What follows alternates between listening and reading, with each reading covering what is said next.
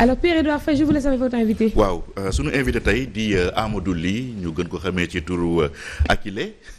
donc bu nekk loo xam ne ça vous colle à la peau nekk président Yeesal en marche bokk ci coalition Diomaye président nekkoon directeur de campagne adjoint bu candidat Bassirou Diomaye Faye moom moo si àndoon ak Moustapha Mbaba Guirassy bokk itam si secteur privé. Absolument. waaw secteur privé boobu sax laa bëgg ñu doore ko waxtaan bi Amadou Ly Akile le secteur privé sénégalais tey boo ko doon qualifié boo ko doon apprécier lan ngay wax ci secteur privé bi. waaw Pierre ginnaaw ba ñu la delloo nuyoo bi ak jaajëfal ci invitation bi dañuy wax ni defe naa ne secteur privé bi bon li ñu mën a wax mooy ni que dañoo tumuranke ci biir seen réew. loolu mooy appréciation bi ñu mën a. ñëkk a seetlu ci secteur privé national investir fii ba pare nekk doomu réew mi ba pare tumuranke ci réew mi. waaw parce que boo déggee ma wax loolu mooy ni que dañu jàpp ni. réew mi bépp réew boo xamante ne dafa bëgg a jëm kanam dafa bëgg a soxaliku dafa bëgg a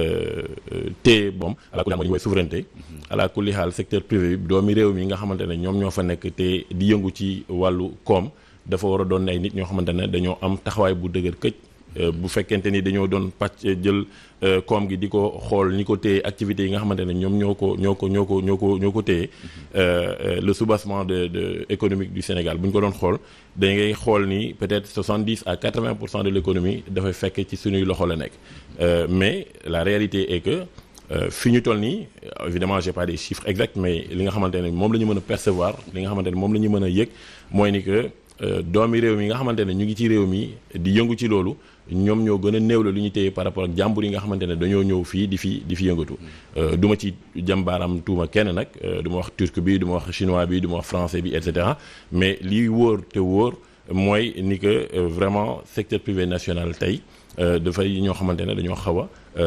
tumuranke ci biir seen biir réew. lan moo leen manqué tumuranke boobu si yéen la wala bokk ci état moo leen jàppalewul comme li mu ko waree def. non dama jàpp ni taxawaayu relation bi ñu war a am ak état ak cër bi nga xamante ne moom la ñu état bi war a jox moom moo des. évidemment donc loolu bu ñu ko waxee waxuñu pour ñi nga xamante ne ñooy door a ñëw li may wax fii nii mooy dañuy wax pour. li nga xamante ne moo jot a jàll waxuñu itam pour ñi nga xamante ne ñoo fi jógee rek déedéet depuis le Sénégal et le Sénégal la ñuy wax. depuis les indépendances en vérité place bi nga xamante ne ak politique bi nga xamante ne moom la ñu war a doxee moom la ñu war a taxawee pour mën a jox secteur privé bi dayoom bi mu soxla pour que itam ñu mën a xam ni am nañu wéeruwaay parce que gis nga bu dundee crise bu mel ni par exemple Covid-19 dafa lay wan ne moom sa bopp dafa di lu am solo. Parce que bu fekkente ni y a un repli identitaire ou un repli communautaire ou un repli économique peu importe la raison du repli maanaam liy tax nga delluwaat bankuwaat daal di yem ci sa bopp toppatoo sa bopp bala ngay toppatoo keneen mais bu problème bu sérieux amee comme Covid nu mu fi amee woon da ngay gis ni que effectivement boo amul secteur privé bu am doole dafay doon loo xamante ne mën na la gàllankoor te loolu mooy li am tey jii nii boo doon xool secteur boo mënti jël am nañ fa ay champion wala ay embryon de champion maanaam ay nit ñoo xamante ne seen taxawaay bu ràññeeku la wala gis nañu nii bu ñu leen tegee loxo tuuti rek seen taxawaay gën a am doole mais dafa des trop boo ko comparé par exemple ak benn réew bu mel ni Nigéria nga xamante ne le président Obasanjo dama koy waxtaan yëpp ci émission yi may def yëpp mais dama bëgg li tax ma koy répéter c'est parce que dama jàpp ni autorité yii ñëw nii bu bees nguur gu bees bii ñëw falu dama jàpp ni am na occasion wu def lu fi kenn mësta def pas lu kenn mës a def ci Afrique parce que Obasanjo def na ko ba pare te am na yeneen i réew yoo xamante ne ñu ngi koy def ba pare mais fii ci Sénégal gisaguma koo xamante ne à part ci affaire yu yaa ma neex parce qu'il y a toujours des gens qui arrivent toujours à tirer leur épingle du jeu c'est-à-dire di nga am toujours régime bu ñëw dina am toujours quelques personnes yoo xamante ne parce que jege nañu ñi fi nekk ñu signé ay contrats yu mag et cetera mais defe naa fii laa ko waxee woon ci benn émission bu ñu defoon période bi ñuy waajal parrainage bi ak campagne présidentielle parce que yàlla defoon on était exactement grand format on était candidat à l'élection présidentielle et booba maa ngi koy fàttali naan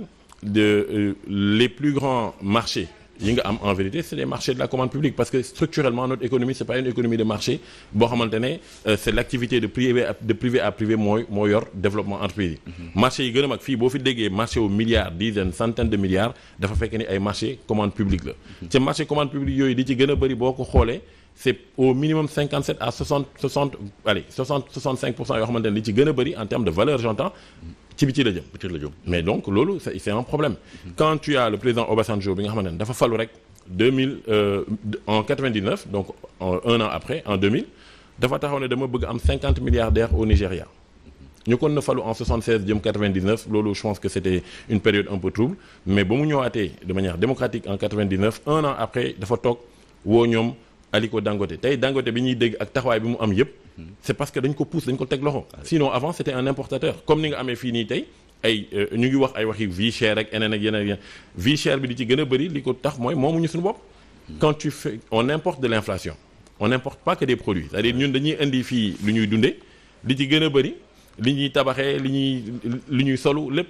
li ci gën a bëri dañ koy jéggaane dem uti ko bitim réew di ko indi vie chère bi moom tant que du ñu bay lu ñuy dundee fii Sénégal autosuffisance alimentaire amuñu ko moom. muy bay bi muy colin bi muy tabax bi tant que defuñu li ñu ci war a def évidemment que dafay jafe tant que moomuloo sa bopp. c'est ça tant que ñu ngi dépendre si li jógee bitim réew moom. mais dund bi moom. bu fekkente ni man sama kër li fay xew li ma fay lekk li ma fay am yépp ci sa loxo lay jaar saa yoo soo décidé wàññi sa loxo ci man ma yëg ko. sooy décidé yokk sa loxo ci man ma yëg ko mais su ma góorgóorloo man ba mënal sama bopp nga xamante ne yow li nga may yox baax na parce que c'est toujours bon d'avoir plus et quand c'est légalement acquis bien entendu mais bu fekkente ni mënaluma sama bopp dara je suis à la merci de Pierre. Ouais, absolument. Et donc encore une fois je reviens sur le président Obasanjo loolu dafa di loo xamante ne dafa am solo trop il faut ñu wone ni que secteurs yi benn par benn ñu xool bu ci nekk ana champion yi ci nekk wala ana ñi nga xamante ne am nañu prédisposition nekk champion maanaam bu ñu xoolee seen jaar wax ñu taxaw rek ne nañu xool kan lañ fa war a mën a taxawal fekk amul kenn ku ci nekk là ça va être un peu plus compliqué on peut toujours amorcer des choses mais dama gëm ni secteur boo jël tey biir Sénégal muy agriculture muy énergie muy santé muy finance muy et cetera dans tous les domaines industrie et cetera dans tous les domaines am nañu ci agriculture bi dafa yaatu bu ñu ne agriculture il y a toutes les filières céréalières fruits horticoles et cetera donc comment est-ce que dans chacun de ces secteurs-là on identifie les gens yi nga xamante ne am nañu taxawaay déjà bu ràññeeku mu leer ñu nii bu leen état bi tegee loxo teg loxo mooy lan mooy li mu laaj en termes de facilitation sur le plan fiscal sur le plan de la réglementation sur le plan de la commande ñu daal di koy teg sa loxo. mais ñu jël exemple secteur u BTP. bâtiment travaux publics. souvent dañuy reprocher état bi ne ko yow grand chantier yëpp da ngay jël ay entreprises étrangères di leen ko confier mais souvent seen réponse moo doon dañu ne les entreprises sénégalaises amuñu la technologie nécessaire pour mën a entreprendre certains travaux est-ce que d'accord nga ci argument. non loolu amul c'est-à-dire am na ñaar yoo xamante ne dañ koy wax affaire amuñu technologie wala bu ñu leen joxee ils ne font pas le travail sérieusement. oui absolument président Macky Sall mi ko doon ñaawlu. non ay chantiers yoo xam ne depuis 8 ans ñu jox ko doomu Sénégal te mënul pare tamit. mais xam nga loolu parce que du poser problème de sérieux aussi. am na mais xam nga la mooy problème bi maa ngi ko doon wax semaine passée dans une émission et je le répète c'est une réalité kenn mënu ko dindi. c'est parce que justement affaire u yaama neex yi ñuy def ci affaire ci sélectionné ñi ñuy jël pour da ngay jékki-jékki war a def benn chantier dem uti benn waay boo xamante ne xamul dara ci li muy def li créer une entreprise peut-être il y a même pas d'état de service yu ñu mën a teg loxo yu wóor nga jox ko un marché à plusieurs milliards dizaines de milliards qu'il doit exécuter parce que am na leneen li nga xamante ne yéen wundu ngeen ko ci pay moom ngeen di ci wut dëggantaan le gars il démarre les travaux ngeen fay ko yenn saa yi sax nga gis ay décaissement am fekk liggéey bi amagul les gens prennent l'argent puis après derrière il y a pas de travail et ça ce n'est pas normal et ce n'est pas un problème du secteur privé c'est un problème des politiques c'est parce que les politiques yi doon décider foofu noonu ñoom ñoo décider def lu leen neex parce que am na leneen lu ñu ci doon wut et nañ ko wax te dee mooy la corruption loolu dafa di loo xamante ne dañ ko war a xeex ci guerre bi moom la ñu war a xeex ci biir réew non c'est pas autre chose c'est ñaar yi moo ñu rey corruption boobu noonu mooy tax ou bien ngay jox ñoo xamante ne mënuñu mais ñoom ñoo la gën a jege ñoom nga wóolu et cetera pour que nga mën a defante ak ñoom li def ak ñoom li nga bëgg def ou bien nga xañ ko ñëpp daal di koy jéggaane ko jox ko jàmbur boo xamante ne moom yoonam new ci boo ko ne affaire bi 100 francs lay jar mais defal ma ko 300 francs wala defal ma ko 200 francs mu da koy def yoonam new ci boo ko ne defal ma ko 200 francs sax dañu ñëw defal la ko 250 ndax dana fekkente ni départ na pour jël sàcc xaalis réew mi kay xaaral ma ànd ak moom ñu sàccandoo ko rek benn yoon yoonam new ci et ça c'est une réalité donc il faut que ñu xam ne dans le secteur du BTP tey kenn naatablewul ni que on a des champions ngeen baal ma je fais pas de publicité mais tey boo jëlee CSE munoo wax ni du champion boo jëlee ñoom Bara Tall Jean Lefebvre munoo wax ni duñu ay champion ak ñeneen et c'est keroog maa ngi joxe et c'est un exemple que je répète tout le temps c'est une réalité les ponts là autopont yi ñuy gis nii am na benn bu nekk fii bu soriwul seen zone bi fii nii seen siège bi mais cet autopont là est fait par une entreprise qui s'appelle Matière man ndekete li ma doon wax yëpp di yaakaar ne ba ñuy parce que je donnais toujours l'exemple en disant Matière ak CSE dañ leen joxandoo ñaari marché CSE ñu jox ko bu pont de l'émergence bi donc wetu stade bi ak bi nga xamante ne moo nekk Yoff et puis Matière ñu jox ko bu Sonatel bi ak bu cimetière Saint-Lazare bi je pensais que c'était deux marchés ñaar rek ndekete li may wax yooyu keroog la ma benn waay woon ne ma sëñ bi li nga wax c'est pire que ça parce que Matière moom dès le départ lañ ko jox 14 autoponts moi je pensais que dañoo jox kii ñaar jox kee ñaar bu ñu parewee ñu door a xool kan moo gën a yombale kan moo gën a respecter délai yi par rapport à qualité bi et tout ça le moins 10 ans avec peut-être même une marge de préférence nationale pour le local en l'occurrence CSE la famille Sow nga xamante ne ñëpp xam nañ seen taxawaay eh bien ndekete c'était même pas ça léeg-léeg benn c'était de la poudre aux yeux qu'on nous a jeté comme ça pour la CSE en vérité c'est Matière qui avait gagné le marché dès le départ. Matière jóge ñoom France. Matière est une société française. oui boo xamante ne liggéey bi li ci gën a bëri gars yi nee nañu dañ koy delloo sous-traité ko. waaw dañ koy sous-traité ay Sénégalais. tu gagnes 80% tu gagnes 100% du marché. tu exécutes le marché mais ñi koy def. 80% du travail est fait par des locaux. Absolument. Mais ñoom 20%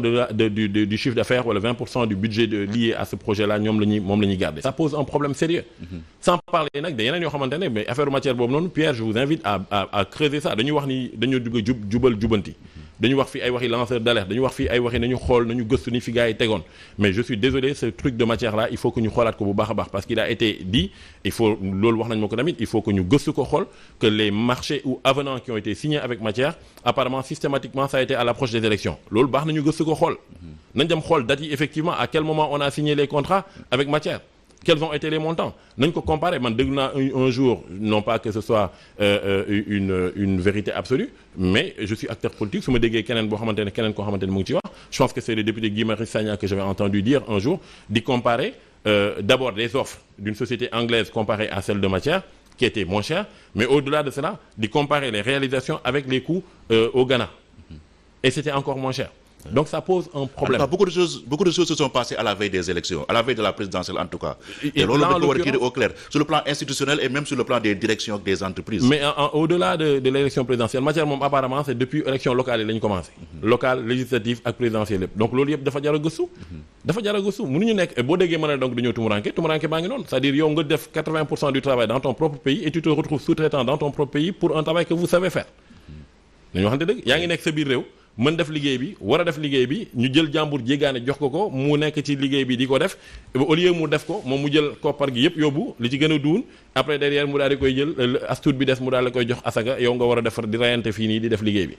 mettre les gens les salariés dans de très mauvaises conditions et cetera ça pose un problème et cela nous amène sur la question de la vie chère am na yoo xamante ne emploi bi waaw ban loolu la si secteur privé national mën a jouer boo bëggee tey jii nii parce que c'est les deux premiers défis. su ngeen dégluwee le discours du premier ministre Ousmane Sonko lan la wax nee na le premier point il y en a 5 de défis mais le premier c'est la question de l'emploi suñ ko parce qu'il y a plusieurs termes mais en résumé c'est ça. Le deuxième c'est la vie chère. et les deux boo seetee dëggantaan mënoo régler problème mu emploi ak vie chère fekk jaarloo ci ñi koy régler ñoom mooy ñan mooy le secteur privé. parce que këru liggéey xëy nekkul état moo koy def c'est pas possible l'état la fonction publique am na une certaine capacité d'absorption par rapport aux besoins et je pense même qu'il y a un besoin de rationalisation parce qu'on a beaucoup politisé souvent jël naw dugg rek dugal sa gàngoor yëpp et cetera loolu yëpp xew na fi loolu encore une fois dafa di loo xamante ne war nañu ko gëstuwaat ce n'est pas le rôle de l'état le rôle de l'état mooy li ñu doon wax léegi le soutien lan la ñuy xaar ci état li ñuy xaar ci moom mooy qu'il mette cadre réglementaire qui soit attractif pour les investisseurs il y a pas un problème de capitaux dans ce monde là c'est-à-dire xaalis bu ñuy jël bi ko dugal pour investir créer entreprise amul problème boobu ci àdduna bi fii li fi am comme problème mooy nit bu ne fii nii dama fi dugal sama xaalis parce que wóorul ndax boo ko dugalee mën nga fa am ay problème te boo fa amee ay problème mënoo ko récupérer yàlla may nañu tey Sénégal c'est vrai que ragaloon nañu tiitoon nañu trop. Est-ce que le climat des affaires au Sénégal il est propice pour les investisseurs? Je pense qu'il est propice falaa jumoon c'est-à-dire que bokk na ci li nga xamante ne jàpp naa ni dafay renforcer image du Sénégal ak attractivité au Sénégal ni élections yi fii élections yi mujjee parce que fi mu yoon bi mu jëloon tiitaloon nañu bëri. Absolument. Mais fi mu mujjee yàlla def ci ndox bu sedd guy ñu génn ci avec vraiment la tête haute jàpp naa ne loolu dafay dooleel démocratie Sénégal te dafay dooleel image du Sénégal day tax nit mën a ñëw leneen li ci des nag mooy le cadre attractif quand on dit le secteur privé national doomu réew mi on n'est pas en train de dire fermer la porte aux étrangers c'est pas ça parce que aussi aduna jokkalante la ñun dañoo dem jàngi foofu pour ñenn ñi dañoo dem liggéey foofu pour ñeneen ñi man dans mon cas en l'occurrence def naa ñaar yëpp yàlla def na fii laa jàngee ba bac mais yàlla ubbil ma buntu ma dem jàngi foofu yàlla ubbil ma buntu ma liggéeyee foofu à l'électricité de France bala may décider en 2013 il y a 11 ans ñibbisiwaat définitivement au Sénégal donc mënuma nekk fii di ŋàññi ay jàmbur du ma ko def mais li ma wax mooy foofa boo fa demoon li ñuy am fii ñun mënuñu ko am foofu li tax mënuñu ko am foofu en termes d'opportunité de leadership c'est parce que tout simplement dañoo bëgg seen bopp du bañ seen i àndandoo ñun c'est la même chose bëgg suñu bopp bëgg Sénégal ça ne veut pas dire qu'on n'aime pas la France qu'on n'aime pas la Turquie qu'on n'aime pas etc. J'ai vu un truc là nu ñu koy waxee ci benn sorte de bande annonce bu Cheikh Yérim Seck di wax sur je pense le pouvoir du président Macky Sall son excellence mais parlant notamment du groupe Souma de Selim Bora etc. mais c'est extraordinaire fekkente ne li muy wax li c'est avéré parlant de plusieurs milliers de milliards de marchés yoo xamante ne le groupe Souma am na ko fi en un si court laps de temps te ñun ñu nekk fi di seetaan yaa ngi doon wax waxi BTP li mu fi def yëpp BTP la moom. daanaka li ci gën a rëy stade bi Arena Radisson et cetera li mu def yëpp BTP la lépp BTP la. Le pire nag c'est quand il donne l'exemple comme je dis encore une fois sous réserve que ce qu'il dit soit vrai il dit que ba gars yi di jëlaat liggéeyu AIBD bi. Ils étaient à 90% quasiment achevés par Saoudi Ben Laden. yaa ngi dégg. waaw mu des 10% donc des travaux. Eh bien le marché à l'époque ils avaient déjà pratiquement engagé 200 et quelques milliards mais ñu ngi mujjee pour égaler 10% yi on s'est retrouvé à doubler le coût presque 400 et quelques milliards de francs CFA. Tu te rends compte? C'est-à-dire on a mis 200 milliards pour faire 90% et on a remis 200 et quelques milliards pour faire 10%. loolu mën a dugg ci sunu bopp yi dañu war ko nangu nii comme ça te kenn du ko gës du question wu chasse aux sorcières topp nit ñi machin mais c'est une exigence la reddition des comptes mënoo ñëw ñu dénk la loo xamante ne ñëpp a ko bokk alal boo xamante ne ñëpp a ko bokk nga engagé Sénégal ñu ngi naan la dette elle a atteint près de 15 000 milliards de francs CFA 80% de notre PIB ça pose un problème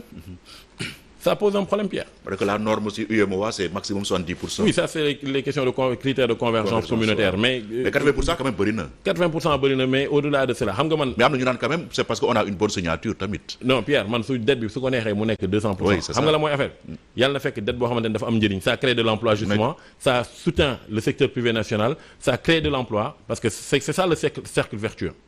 nañu commencer d'abord jàppale këru liggéeykaay yi nga xamante ne doomi réew mi ñoom ñoo ko samp. ñu dooleel leen gunge leen boo leen dooleelee ñu créer emploi seen création d'emploi boobu créer de la richesse ñii di ci fay TVA ñii di ci truc emploi ñoom entreprise seen bopp ñu fayaale impôt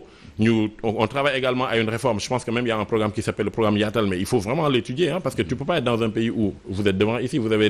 avez la manifestation du secteur informel devant vous n'est-ce pas boulevard bi jaar romb fii nii devant Walfadjri moo lay won la mooy secteur informel biir Sénégal ñii ay acteurs yu am doole lañ yu am solo lañ ci biir réew mi naka la ñuy def pour gunge leen li leen manque en termes de protection parce qu'ils sont dans une situation de précarité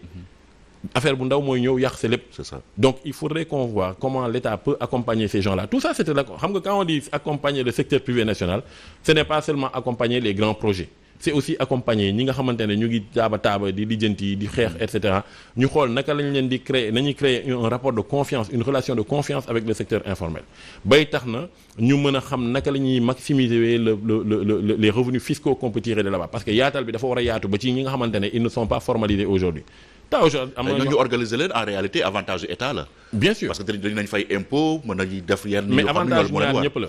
avantage ñaar ñëpp la c'est-à-dire tey yaa ngi nekk jaaykat nekk ci mbedd bi di jaay moo xam sa fëgg jaay moo xam sa thon moo xam sa lii moo xam sa lait moo xam si yaa xam li ngay jaay mais tu es un entrepreneur. këru liggéeykaay nga yor. amaana yow kese yaa ciy liggéey yenn saa yi di nga liggéey loo sax ci bën wala ñaari apprenti yu nekk et cetera donc am na déjà loo représenté ci biir réew mi c'est presque 2 millions d'emplois ça il faut pas le négliger c'est ça et ce qui est extrêmement important foofu noonu encore une fois c'est de leur faire comprendre que yow yaa ngi liggéey amuloo protection assurance maladie boo feebaree bu ñu la nee defal benn analyse boo moytul li nga doon am ci weer bi yëpp da nga ko dugal ci analyse yi naka la ñuy def pour nga am assurance maladie buy dem bu lay couvrir yaa ngi liggéey amuloo retraite parce que les gens cotisent et cetera dina am foo toll dina am loo xamante ne nga yaakaar ni yenu ay mbadd fugga jaay lu yomb la dafa am foo xamante ne bu la ko sa kattan may nga koy def mais bu am na fooy toll dootoo ko mën a def donc comment faire et puis bon normalement xar day weesu mbote liñ ci bëgg mooy progressivement ñu xool comment mettre en place un plan qui fait que au fur et à mesure que nit ñi nekk ci liggéey bi di liggéey ñuy seen at di gën a dem ñoom tam seen liggéey di gën a yaatu ñuy gën a nekk dans de meilleures conditions ñu nga xamante ne ñuy rocceeku ci li gën a métti di gën a nekk ci peut-être encadrement bi et ça demande une formation ça demande un accompagnement dafa loo xamante ne évidemment man je pense que c'est un partenariat gagnant-gagnant. léegi ñu ñëw ci secteur bi ngay gën a yëngu yow muy électricité. waaw fan yële ñu ngi ñuy annoncé ni il se pourrait que njëgu courant bi yokku Sénégal ci say niveau d'information ak d'analyse est-ce que lu possible la. information je n'ai pas l'information. Analyse mën naa ko analyser parce que effectivement tey Sénégal nu mu bindoo ci wàllu énergie bu ñu xëyee ne tey suba yokk nañu prix électricité bi lu mën a nekk la. du la bett non mënu ma bett. fu may bettee parce que yow déjà actuellement li tax sa prix yokkul mooy dañ ko subventionné à plusieurs centaines de milliards. Donc il suffirait juste que sa partenaire yi comme ni ñu la tegee woon pression ba nga tegee xam nga yokku woon na fii. la moo ko yokkoon parce que le président Macky Sall avait sorti réduit la subvention de 100 milliards. waaw parce que si on te demande FMI Banque mondiale ñoo ko tegoon pression. mais yaa ngi doon wax sànq waxi des critères de convergence. Ça aussi ce sont des conditionnalités pour accéder à d'autres financements. C'est-à-dire nit ñi dañu la naan ñun mënuñu jël suñu xaalis di la ko abal pour que ngay fay ay bor.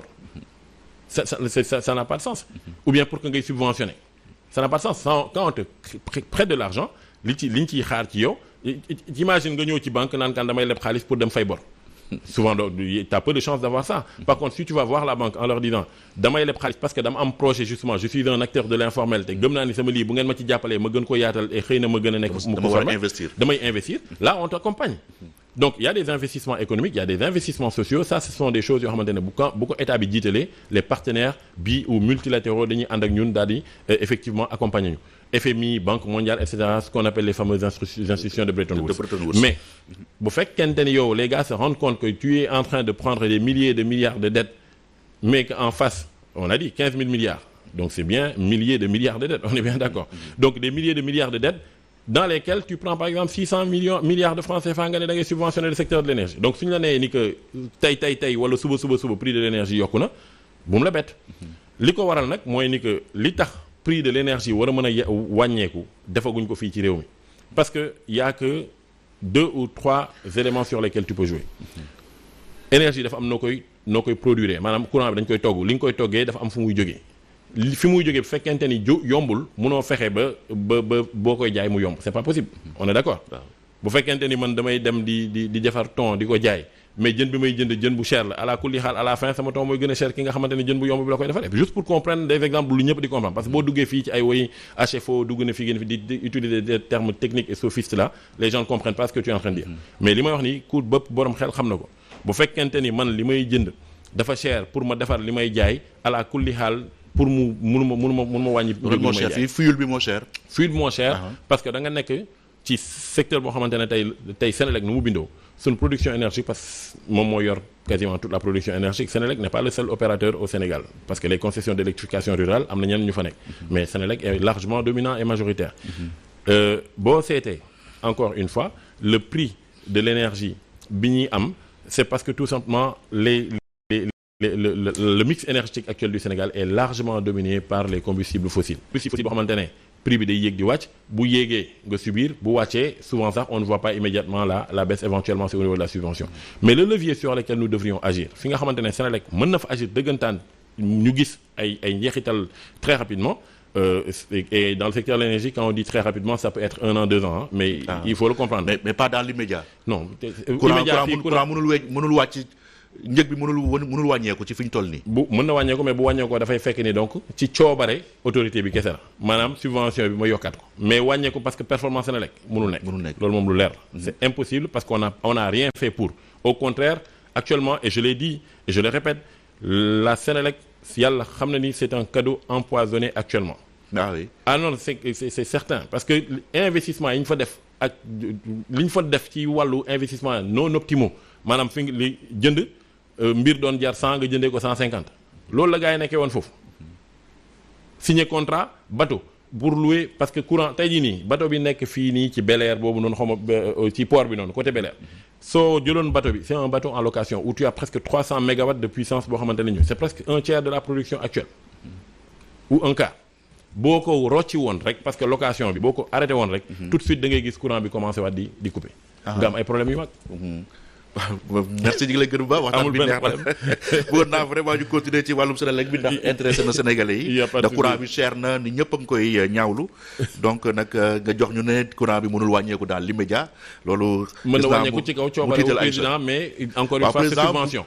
mu continuer subvention te loolu mënul wéy mënul wéy waaw parce que y a les institutions de Bretton Woods qui sont là yoo xam ne c'est même pas soutenable dadul dëgg du yoon waaw 600 milliards aussi dafa bëri par an dadul dëgg du yoon mënuñu nekk ci réew moo xamante ne dañoo soxla tabax ay salles de classe soxla defar ay hôpitaux soxla boo dégloo émission bi li ñu déglu tout le temps rek léegi rek am na lu ñu xam wax grand corps malade la. Il y a énormément de choses à faire, il y a énormément de priorités et on voudrait continuer à subventionner. Ce n'est pas possible, ce n'est pas normal. Nañu jël des mesures structurelles qui permettent de véritablement parce que solution yi am na. Amadou Ly ñu gën la xamee si turu Akile. Merci beaucoup. Président Yeesal en marche membre coalition Diomaye président nga nekkoon directeur de campagne adjoint bu Bassirou Diomaye Faye ñu ngi lay gërëm bu baax. Absolument, merci beaucoup jërëjëf ñeen fi jàmm. Bien Aïcha ñu delloo la antenne bi.